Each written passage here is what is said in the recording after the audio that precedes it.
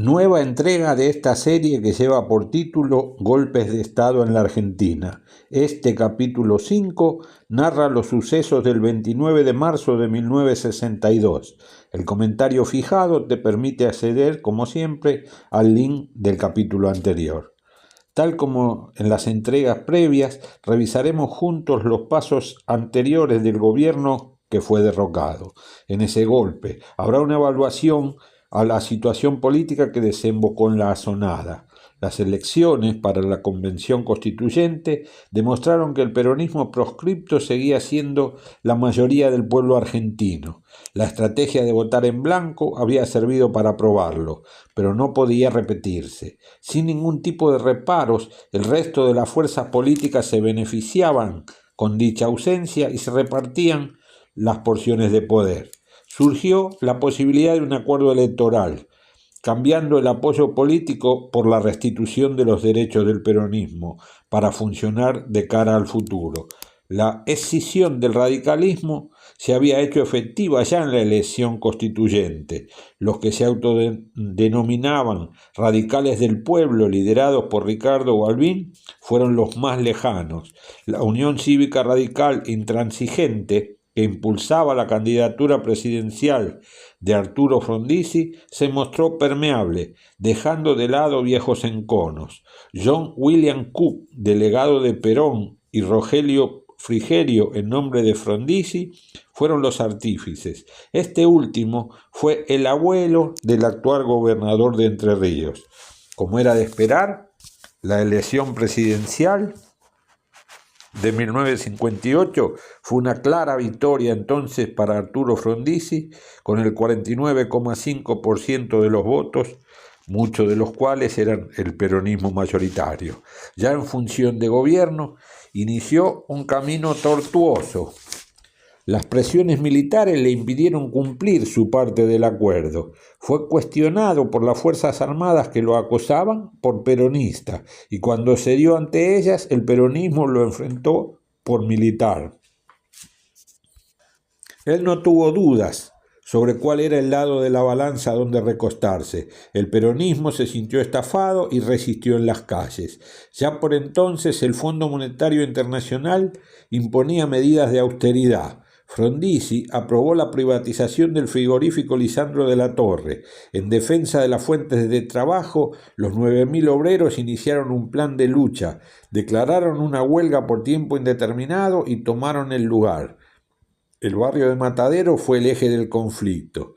Después de 3 días de tensa toma, las fuerzas represivas voltearon con tanques los portones del frigorífico.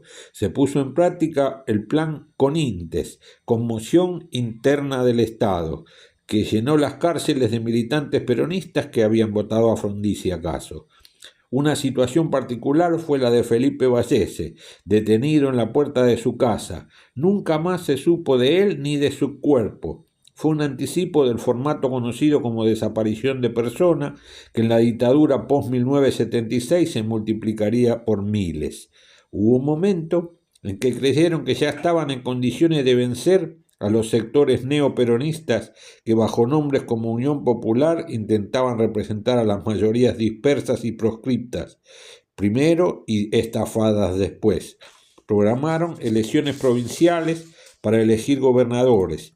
La provincia de Buenos Aires, bastión peronista, eligió al sindicalista Andrés Framini como candidato a gobernador, y para mostrar públicamente su respaldo desde el exilio, Juan Domingo Perón se candidateó como vicegobernador, completando la fórmula.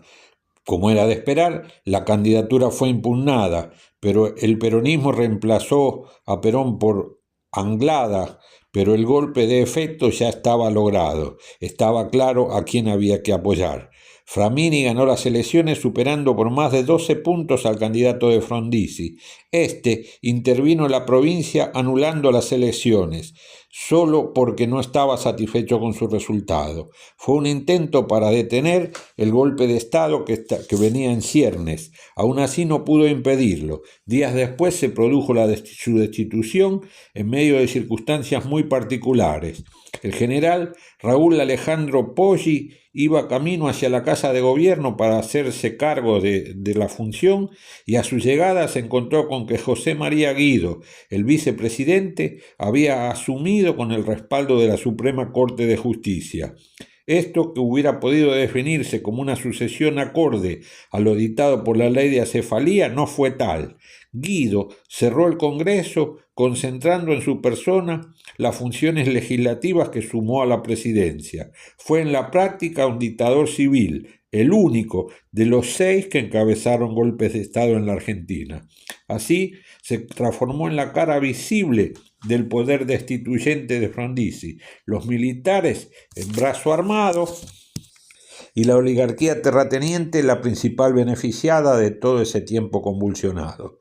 Así culmina esta quinta entrega, comprometiéndonos para el sábado próximo a publicar el capítulo correspondiente a la llamada Revolución Argentina, que apenas 4 años después hizo presidente de facto a Juan Carlos Onganía. Suscribite, hace clic en la campanita y recibilo apenas sea publicada.